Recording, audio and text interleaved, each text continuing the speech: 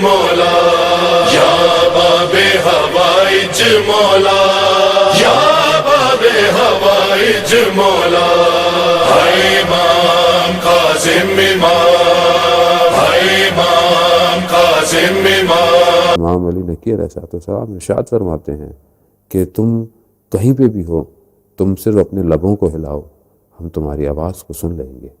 تو یہاں سے یہ واضح ہے کہ ہم کہیں پہ بھی ہوں ہم اپنے امام سے متصل ہو سکتے ہیں. ہم یہیں پہ آج آپ اپنے اپنے گھروں میں پوری دنیا میں جہاں بھی بیٹھے ہوئے ہیں، آپ وہیں سے کاظمین میں مولا کے اس حرم سے متصل ہو سکتے ہیں، مولا کو واسطہ دے سکتے ہیں. باب الحوائج ہیں کہ ہماری ان حاجتوں کو جو ہے وہ پورا کریں. اور سب سے بڑی حاجت یہ مشکل اور یہ مصیبت ہے کہ جو اس ٹائم پورے عالم پہ چھائی ہوئی ہے. باب الحوائج ہیں، کبھی کسی کو خالی ہاتھ نہیں جانے دیتے. ان کو واسطہ دیں، ان کے بیٹے امام رضا علیہ السلام کا ان کو واسطہ دیں، ان کی بیٹی حضرت معصومہ سلام اللہ علیہ کا. یقیناً امام نے سختی کے اندر جو حالات گزارے ہیں وہاں پر امام نے شیعوں کی خاطر جو ہے وہ گزارے ہیں. ایک روایت کے مطابق کہ امام جو زندان میں رہے اس کا وجہ خداوند متعال نے اسے کہا کہ کچھ شیعوں نے آشکار کر دیا. جو تقیہ کا اس وقت کا عالم تھا کہ تقیہ میں رہنا تھا، شیعوں نے کچھ آشکار کر دیا کہ جس کی وجہ سے مشکلات جو ہے وہ ان کے اوپر آنے والی تھیں. لیکن ان مشکلات کو امام نے شیعوں کے بجائے اپنے اوپر لے لیا اور مولا جو ہے وہ 14 سال تک جو ہے وہ روایات کے مطابق جو ہے وہ مختلف زندانوں میں رہے، ایک زندان سے دوسرے زندان کے اندر رہے. اور امام نے ان ساری مشکلات کو اپنے اوپر لیا، برداشت کیا تاکہ شیعہ علی حیدر کرار جو ہیں وہ سلامت رہیں. لیکن وہیں پر امام کی ایک حدیث ہے کہ امام فرماتے ہیں کہ میں جب دیکھتا ہوں تو میں بہت کم مخلص شیعہ پاتا ہوں. یہ کئی عرصے سے کہتے آ رہے ہیں کہ ہم شیعہ ہیں، مگر جب میں ان کی طرف پلٹتا ہوں تو میں ان میں سے بہت کم کو پاتا ہوں. یہ تکیے لگائے بیٹھے ہوئے کئی عرصے سے کہتے ہیں کہ ہم علی کے شیعہ ہیں. عزیزان محترم، کیوں امام نے اس وقت کی درد بیان کیا؟ ایک امام جو 14 سال قید زندان میں ہو، کیوں قید زندان میں تھا؟ مگر شیعہ کہاں تھے اس زمانے میں؟ مگر کہاں تھے مولا کے ماننے والے؟ یقیناً حالات ایسے تھے یا ان کے اپنے اندر طاقت نہیں تھی کہ امام 14 سال زندان میں قید رہا ہے.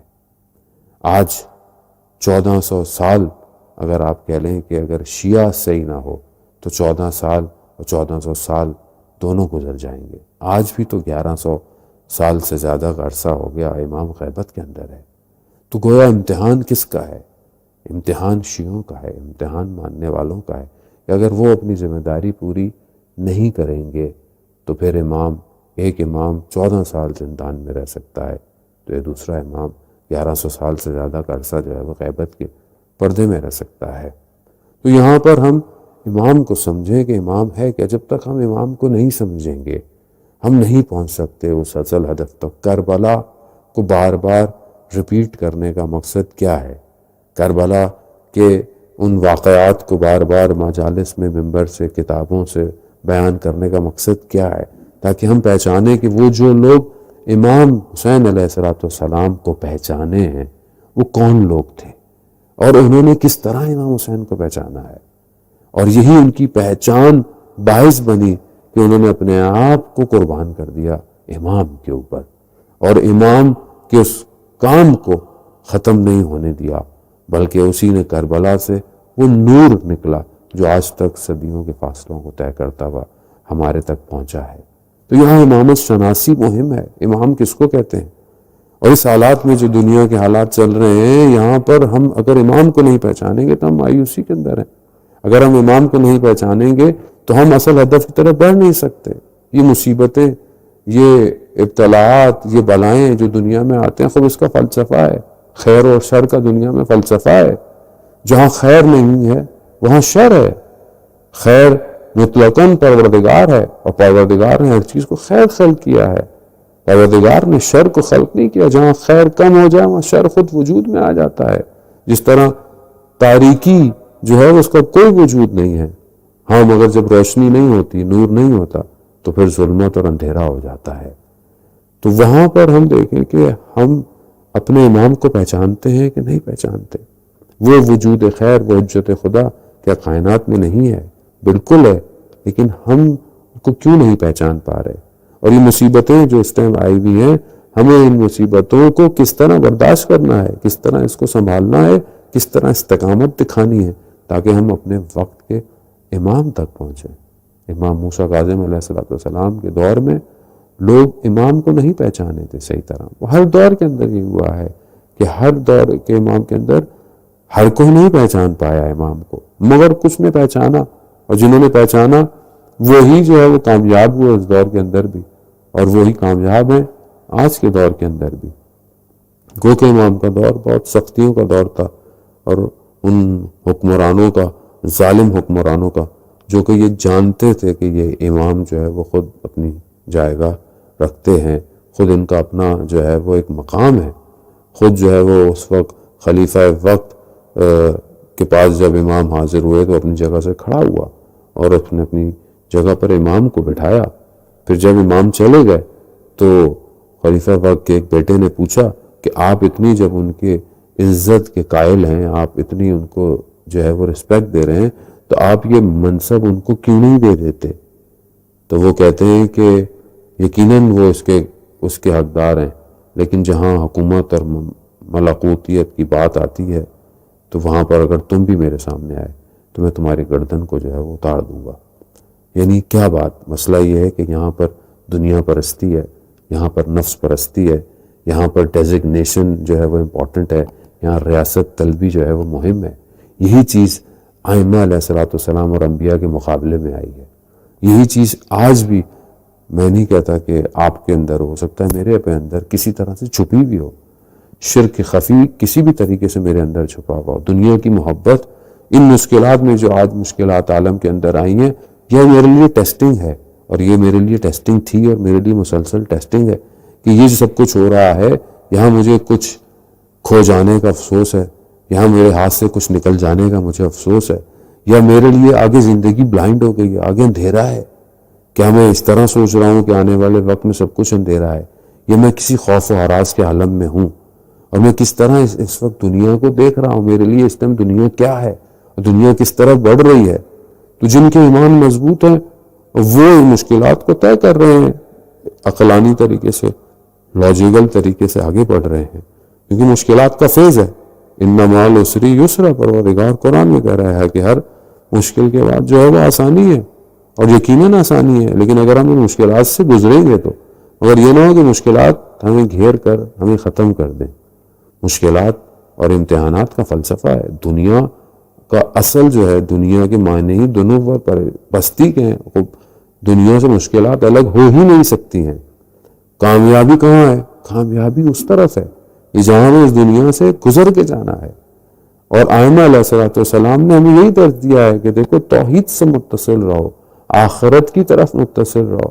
تمہاری اصل خلقت کا جو اصل ہدف ہے وہ تمہاری بندگی ہے. تم نے خدا کی بندگی کرنی ہے، چاہے تم کسی بھی حصے میں رہو، کسی زمانے میں رہو، کہیں پہ بھی رہو. لیکن اگر ہم اس بندگی سے خارج ہوتے ہیں تو ہم تباہ و برباد ہو جائیں گے. اس طرف کیا ہے جو ہمیں اہل بیت علیہ السلام دکھانا چاہتے ہیں؟ اس طرف کیا ہے جہاں ہمیں شہدائے کربلا دکھانا چاہتے ہیں؟ اس طرف کیا ہے جو ہمیں شہداء نے دکھایا ہے؟ میں آج سن رہا تھا کہ جہاں پر جو ہے وہ حسن باقری شہید، جو 8 سال عراق کی جنگ میں شہید ہوئے، اور شہید جو ہے وہ احمد کاظمی کہ جو بعد میں شہید ہوئے، لیکن دونوں ساتھی تھے، اور دونوں اس طرح ایک ساتھ تھے کہ ایک دوسرے سے جدا نہیں تھے. اور اس کی آج میں نے وہ خود آڈیو سنی جو حسن باقری نے اس وقت اس زمانے میں جو ہے وہ پیج کی تھی، جو اپنے بے سیم کے ذریعے سے، وائرلیس کے ذریعے سے احمد کاظمی کو، اور وہ جس جگہ پر تھا وہاں پر اس کے بعد 1 گھنٹے کے بعد وہ شہید ہو گیا. مگر اس نے کیا کہا؟ حسن باقری نے وہاں سے کہا کہ احمد کہاں ہو؟ تو اس نے کہا کہ میں دوسری طرف ہوں، اور میں تمہارے لیے دعا گو ہوں، میں تمہارے پاس تھا مگر مجھے دوسرا شخص جو ہے وہ لے کر آ گیا. کہا کہ احمد جلدی کرو، ادھر آ جاؤ، اور ادھر سے جو میں دیکھ رہا ہوں یہ بہت حسین ہے، یہاں جو مجھے نظر آ رہا ہے یہ بہت خوبصورت ہے. مگر 1 گھنٹے کے بعد جو ہے وہ حسن باقری شہید ہو گیا. اور شہید احمد کاظمی بعد میں ساری زندگی اس پر تڑپتے رہے، لیکن بہرحال اللہ نے ان کو بھی شہادت کا درجہ بعد میں عطا کیا۔ مگر اس طرف کیا تھا؟ آیت اللہ عظمیٰ خامنہی بیان فرماتے ہیں کہ حسن باقری اس وقت اس طرف کیا دیکھ رہا ہے؟ حالانکہ توپ ہے، بارود ہے، دھماکے ہیں، آگ ہے، خاک ہے، مگر کیا چیز ہے جو اس کو نظر آ رہی ہے؟ عزیزان محترم، وہ اصل حقیقت ہے، وہ بہشت رضوان ہے، وہ رضائے الہی ہے کہ جو واقعاً امام حسین علیہ السلام کے اصحاب نے ہمارے لیے راستہ کھولا ہے۔ وہی راستہ کہ جو ہمیں سمجھ میں نہیں آتا، مگر انہوں نے دیکھا ہے کہ اتنی تلواریں چلتی رہیں ان کے گردن پر، مگر ان میں سے کسی نے تکلیف کا اظہار نہیں کیا۔ شمع بجھ گئی شب عاشورہ، مگر کوئی وہاں سے جانے کی کوشش کسی نے نہیں کی۔ کیوں؟ کیونکہ امام مہم ہے، امام اصل میں حیات ہے، امام ہی کائنات میں ایسی حجت ہے جس کی وجہ سے پوری کائنات باقی ہے۔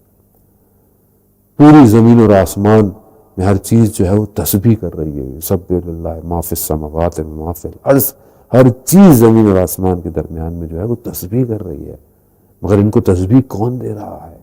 ان کو تسبیح کون عطا کر رہا ہے؟ امام ہے۔ امام جب فرماتے ہیں سبحان اللہ تو یہ تسبیح پوری کائنات کو دی جاتی ہے اور پوری کائنات تسبیح کرتی ہے۔ یہ ہے امام۔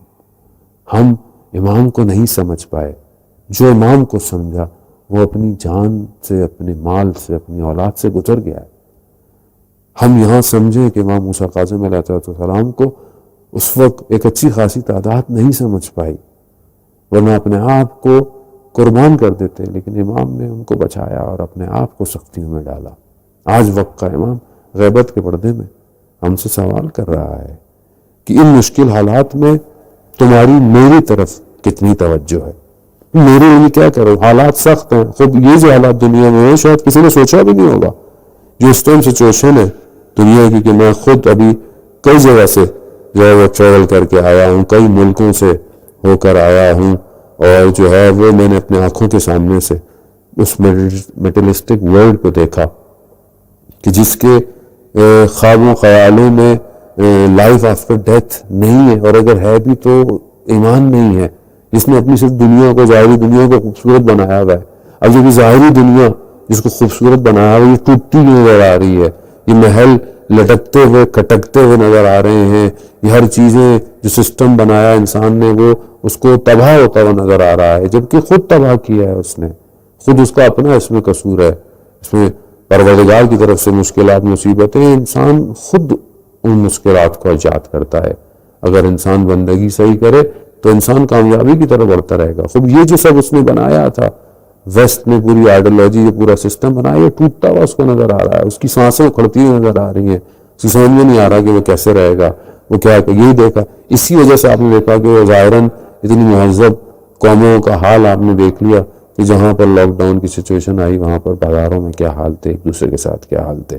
اب یہ انسانیت ہے، اسلام انسانیت کا درس دیتا ہے۔ آئیے یہاں پر ہم ایک دوسرے پیغام کی طرف جائیں کہ جو ان ایام کے اندر ہمیں ائمہ علیہ السلام نے تعلیم دیا کہ جتنی تم پر مشکلات آ جائے، جتنی تم پر پریشانی آ جائے، تم انسانیت کو اپنے ہاتھ سے مت جانے دو۔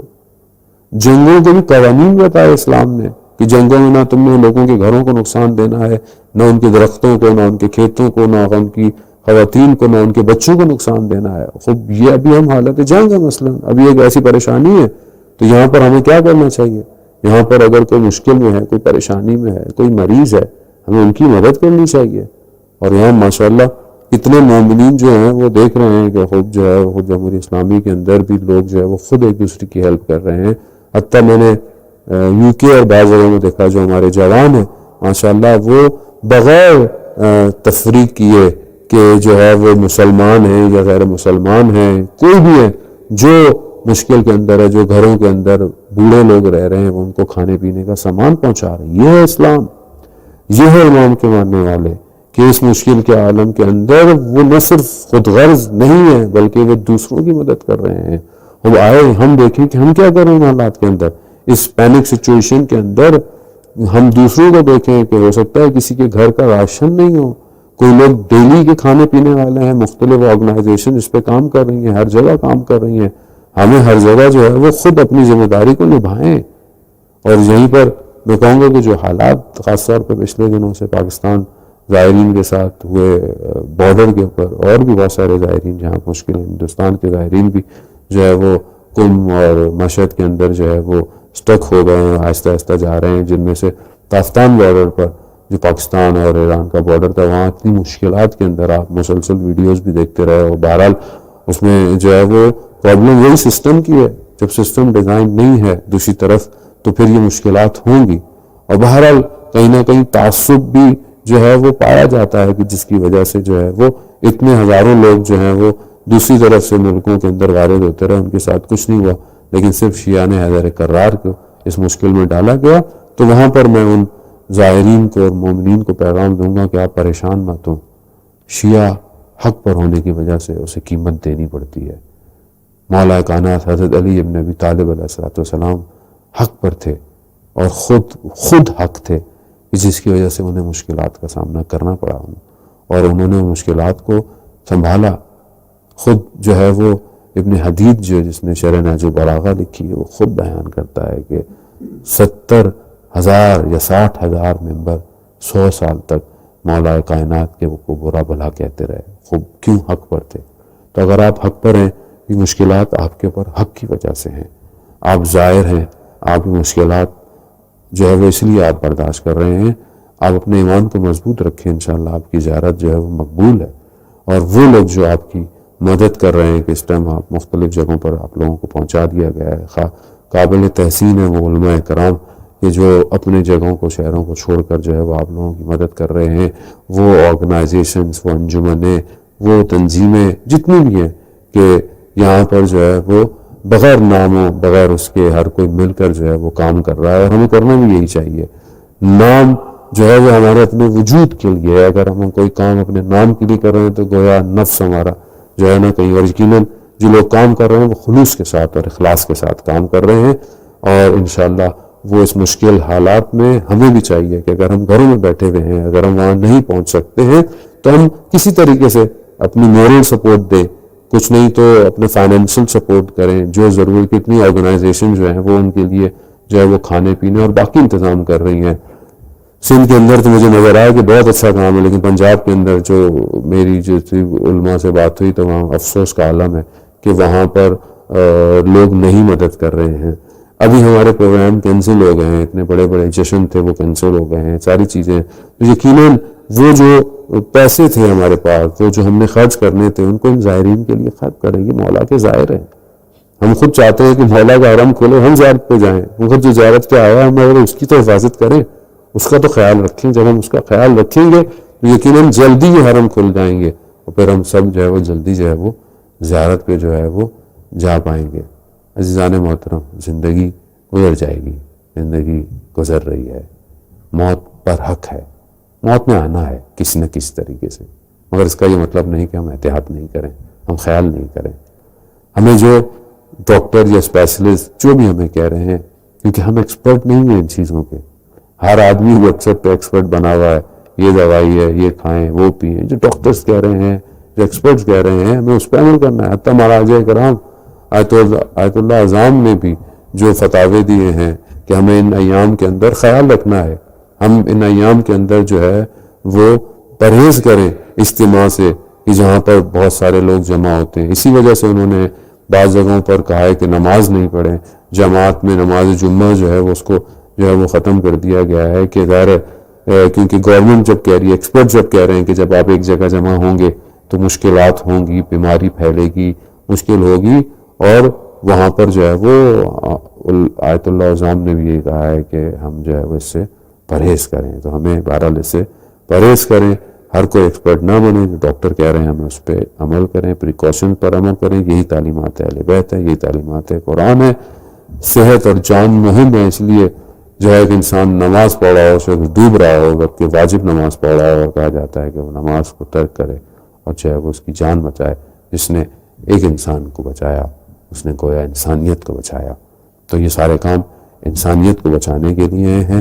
اور ہم یہ دیکھیں، امام موسیٰ کاظم علیہ السلام کی زندگی میں جو ہمیں ایک خاص درس اور ملتا ہے کہ امام جو تھے وہ بہت جو ہے وہ پرپاٹ تھے، جو جتنی بھی مشکلات آتی تھی ان کو جو ہے وہ امام جو ہے وہ اپنے وجود کے اندر اس کو خاموشی سے اس کو ختم کر دیتے تھے۔ ایک شخص، میں پہلے بھی عرض چکا ہوں، اس کا واقعہ ہے کہ وہ امام کو بہت برا بلا کہتا تھا۔ اکثر امام کے ساتھ جو صاحب تھے کہا کہ مولا ہمیں اجازت دیں، ہم اس کا کام جو ہے وہ صحیح کریں، اس کی جو ہے وہ اس کے ساتھ ایسا سلوک کریں کہ یہ ٹھیک ہو۔ تو امام نے کہا نہیں، رہنے دو۔ ایک دن وہ اپنے کھیت میں کام کر رہا تھا، امام اپنی سواری پر پہنچے اس کے پاس، تو وہ بڑا ناراض ہوا کہ یہ آپ کہاں میرے کھیت پر آ گئے اور میری جو ہے وہ فصل خراب ہو گئی۔ تو امام نے پوچھا کتنی تمہاری فصل ہوگی پوری؟ تو امام اس نے بتایا کہ شاید 100 یا 200 درہم ہوگی پوری فصل جو ہے وہ میری اتنی ہوگی۔ تو امام نے اس کو زیادہ پیسے جو ہے وہ عطا کیے، کہا یہ لو اس سے زیادہ پیسے، اور یہ جو فصل ہے یہ بھی تمہاری ہے۔ اور یہ کہہ کر امام چلے گئے۔ کچھ دنوں بعد دیکھا صاحب نے کہ وہ شخص جو امام کو برا بھلا کہتا تھا وہ خود جو ہے وہ مسجد میں آیا ہوا ہے اور امام کے ساتھ امام کے پیچھے جو ہے وہ نماز پڑھا ہے۔ تو امام نے صاحب سے کہا کہ وہ طریقہ جسے تم اختیار کرنا چاہتے تھے وہ صحیح تھا یا وہ طریقہ جسے میں نے اختیار کیا وہ صحیح ہے؟ تو یقیناً ائمہ علیہ الصلوۃ والسلام انسانیت کی ہدایت کے لیے ہیں، اور ان کی تعلیمات بھی انسانیت کی ہدایت کے لیے ہے۔ ان کی تعلیمات یہ نہیں ہے کہ ہم آپس میں تفرقے پیدا کریں، ہم ایک دوسرے کو ٹکڑوں میں توڑیں، حتیٰ مسلمانوں کے اندر تفرقے پیدا کریں، حتیٰ انسانیت سے لوگوں کو دور کریں۔ ائمہ علیہ الصلوۃ والسلام پوری بشریت کی بقا کے لیے اللہ نے ان کو بھیجا ہے۔ یہ میرا کردار ہے جسے میں غلط پیش کر کر آپس میں نفرتیں پیدا کر رہا ہوں۔ یہاں محبتوں کی ضرورت ہے، اور یہ اللہ نے ہمیں موقع دیا ہے کہ اس مشکل کے عالم میں ہم اپنی ساری جو قدورتیں ہیں ان کو دور کریں اور آپس میں جمع ہوں اور مل بیٹھیں اور انسانیت کے لیے کام کریں، اور ان مشکل حالات میں ہم اپنے شہروں کو، اپنے ملکوں کو، اپنے لوگوں کو اس مشکل کے عالم میں بچائیں۔ یہی مینجمنٹ کوالٹیز جو ہیں وہ چیک کی جا رہی ہیں۔ عزیزان محترم، میں پہلے ہمیشہ یہی کہتا رہتا تھا کہ ہمیں امام تک پہنچنے کے لیے اپنے ذہن کو مضبوط کرنا ہے، ہمیں امام تک پہنچنے کے لیے اپنے برین کی ایبلٹی کو انہینس کرنا ہے۔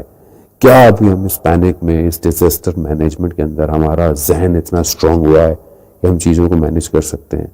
ہم اگر آج اپنے آپ کو مینج کر پائے، اپنی سوسائٹی کو مینج کر پائے، تو یقین کریں کل ہم وقت کے امام کی اس فوج کے اندر ہمیں شریک کر لیا جائے گا، کیونکہ یہی ہمیں چیک کیا جا رہا ہے۔ اگر ایک شخص ان حالات کے اندر آلٹرنیٹیو اس کے پاس نہیں ہے، اس کے پاس plan a, plan be, plan سی نہیں ہے، تو وہ پھر ایک ضعیف آدمی ہے۔ خداوند متعال رازق ہے، یقیناً مشکلات ہیں، اقتصادی بہت شدید مشکلات ہیں، پوری دنیا کی اچھی خاصی اکانومی جو ہے وہ کولیپس ہو گئی ہے۔ کتنے جو بزنس تھے، جو خاص طور پر ٹریولنگ کا بزنس تھا، ہوٹلنگ کا بزنس تھا، بہت سارے کاروبار جس کو میں خود اپنی آنکھوں سے دیکھ کر آیا ہوں، وہ بالکل تباہ و بربادی کی طرف جا رہے ہیں۔ لیکن رازق کون ہے؟ یہ ایمان ضروری ہے۔ کیا یہ سب کچھ کس نے عطا کیا تھا؟ پہلے رزق دینے والا کون ہے؟ رزق کو کون عطا کر سکتا ہے؟ رزق کس کے اختیار میں ہے؟ یہ ایک امید کہ خدا ہی رازق ہے، جو پہلے دے رہا تھا وہ بھی خدا ہی تھا، اور جو ابھی حالات میں دے گا وہ بھی خدا ہے۔ تو کیا ہم اپنے خدا سے متصل ہوئے ہیں؟ کیا ہم اپنے خدا کے ساتھ متصل ہو رہے ہیں؟ ان ایام کے اندر جو کہ ایک بہت فرصت ہے ملی ہے ہمیں کہ ہم آئیں، کتابوں کی جو ہے وہ ریڈنگ بڑھائیں، قرآن کی تلاوت کا وقت مشخص رکھیں، ترجمہ پڑھیں۔ شاید زندگی میں تفسیر پڑھنے کا موقع نہ ملا ہو، آئیے تفسیر پڑھیں، اپنے لیے ٹائم ٹیبل بنائیں، اپنی فیملی کے آس پاس بیٹھیں۔ مجبوراً بہرحال بہت سے لوگ اب گھروں کے اندر بیٹھنا پڑ رہا ہے، تو یہاں پر اپنے گھر والوں کے ساتھ بیٹھ کر پڑھیں، دعائیں پڑھیں جو ہمیں تعلیمات اہل بیت علیہ الصلوۃ والسلام سے عنایت ہوئی، علماء کرام نے جن کو ان ایام میں پڑھنے کو کہا ہے، جس میں سے جو ہے وہ صحیفہ سجادیہ جو خود امام سجاد علیہ الصلوۃ والسلام نے ہمیں تعلیم فرمائی ہے، دعا نمبر 7 جو ہے وہ صحیفہ سجادیہ کی مشکلات کے عالم کے اندر، اس کو پڑھیں، اس کا ترجمہ پڑھیں کہ امام خدا سے کیا کہہ رہے ہیں، امام خدا سے کی بارگاہ میں کیا مانگ رہے ہیں۔ پھر آگے بڑھیں، ہم زیارت عاشوراء کی تلاوت کو جاری رکھیں، حدیث قصہ کو اپنے گھر کے اندر، دعائے توسل کو، دعائے نور کو، یعنی ایک عبادت کا ایک ایسا روٹین اپنے گھر کے اندر قائم کریں خدا سے متصل ہوں۔ وجود کے اندر فشار پینک کچھ نہیں کر سکتا۔ ہماری اپنی جو ذہن کے اندر جو دو دو چار چل رہے ہیں کہ یہ ہو جائے گا وہ ہو جائے گا، یہ کائنات کو اس شور سے، اس تلاطم سے خاموش نہیں کر سکتا۔ انسان کی عبادت ہے، اور خود قرآن ارشاد فرما رہا ہے الا بذکر اللہ تطمئن القلوب، آگاہ ہو جاؤ کہ اللہ ہی کا ذکر ہے جو تمہارے دلوں کو مطمئن اطمینان دے سکتا ہے۔ تو آئیے خدا کی بارگاہ میں چلیں اور اپنے دلوں کو اطمینان دیں، عبادت میں ایک سجدہ اس کو کریں کہ شاید یہ فرصت ہمیں عطا ہوئی ہو۔ شاید دنیا، اور شاید اس میں کوئی شک نہیں ہے کہ دنیا بہت تیزی سے اپنے اختتام کی طرف بڑھ رہی ہے، اور یقیناً کسی کے آنے کی امید زیادہ بڑھتی چلی جا رہی ہے۔ آیت اللہ شمس الدین اپنی کتاب میں بیان فرماتے ہیں کہ ایک شخص جو ہے وہ حج کرنے گیا یا عمرہ پہ گیا تھا مکہ، اور اس زمانے میں مکہ کے اندر کوئی وبا تھی، وہ بھی اس وبا، اس مرض کا شکار ہو گیا، اس کی حالت خراب ہو گئی۔ شہر کے اندر سے باہر جن کو بھی مرض تھا ان کو باہر نکلنے نہیں دے رہے تھے کہ وہیں رہیں، اور بہرحال پرانے زمانے کا دستور بھی یہی تھا اور یہی تعلیمات اسلام بھی تھیں۔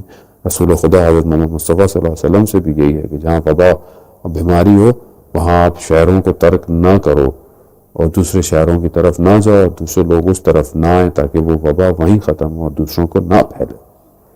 تو وہ شخص، اس کی بھی حالت خراب ہو گئی، اس کا کوئی بھی شخص نہیں تھا اس کی مدد کرنے والا۔ ایسے میں اس نے دیکھا کہ ایک جوان جو ہے وہ فوجی لباس میں نمودار ہوا، اور اس نے کہا کہ کچھ کھاؤ گے؟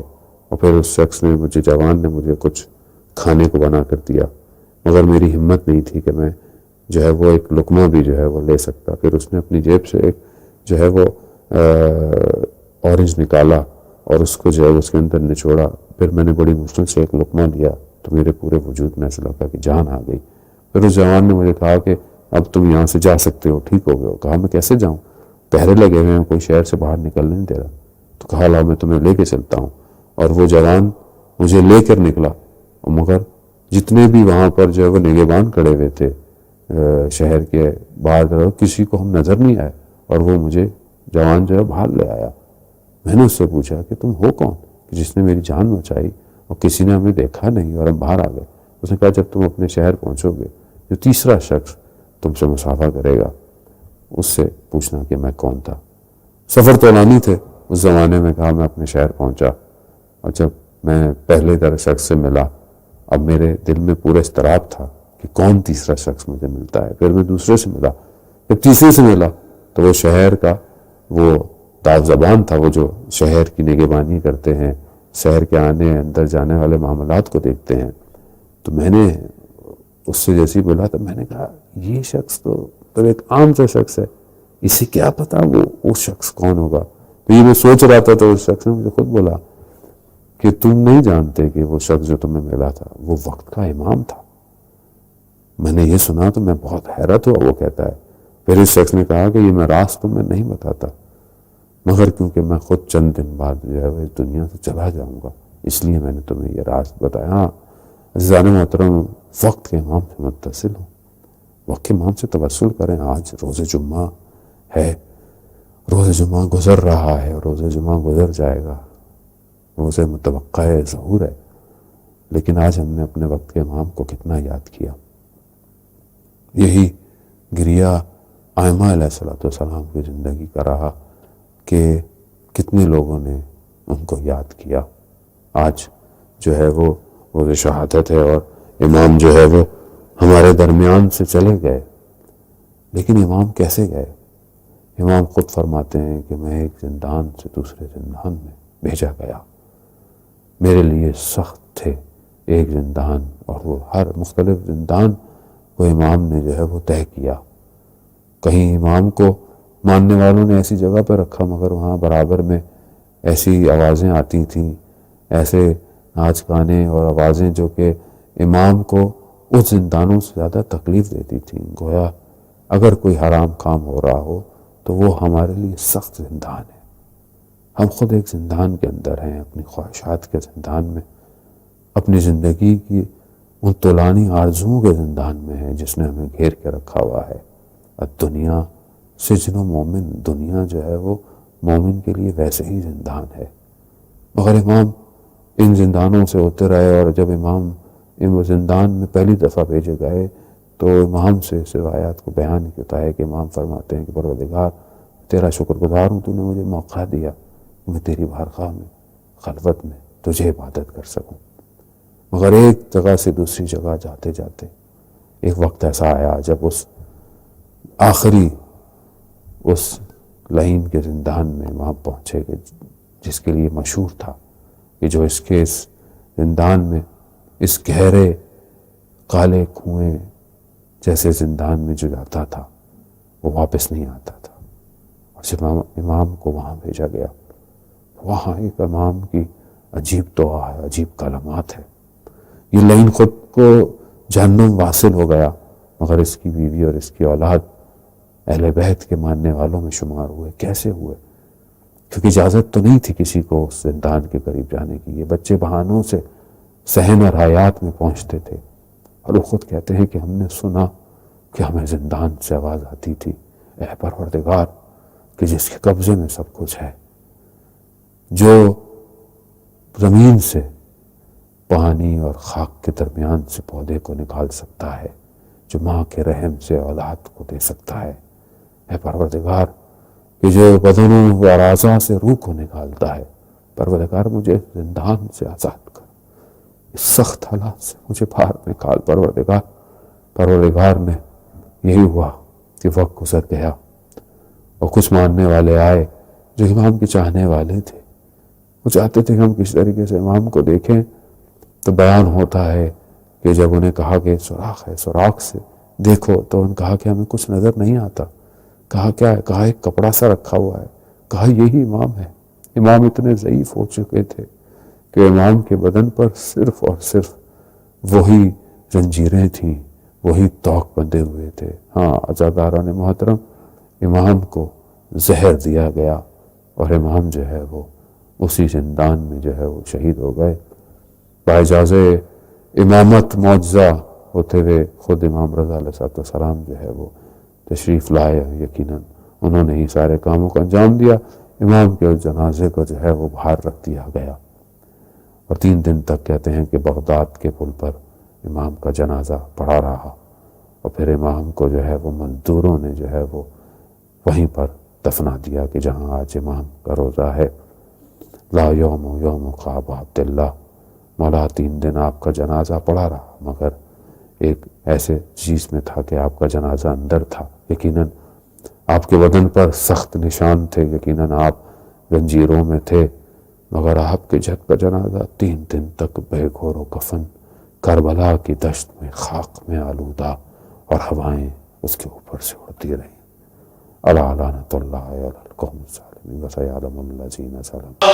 یا باب ہوائج مولا، یا باب ہوائج مولا، یا باب ہوائج مولا، ہے امام کاظم امام، ہے امام کاظم امام۔ مزدوروں کے کاندھوں پر کاظم کا جنازہ ہے، مزدوروں کے کاندھوں پر کاظم کا جنازہ ہے، مزدوروں کے کاندھوں پر کاظم کا جنازہ ہے۔